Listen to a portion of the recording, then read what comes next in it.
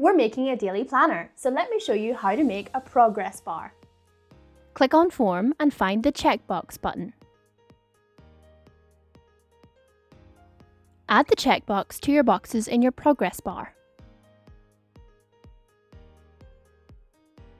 We can right-click and enter the Properties menu. Here we have the options to adjust the appearance.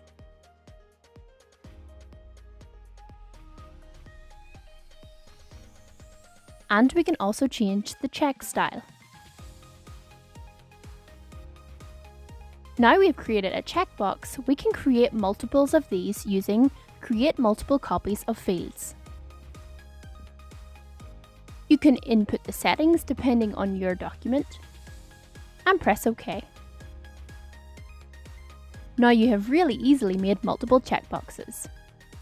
And now your document has a progress bar where you can check the scale of different categories.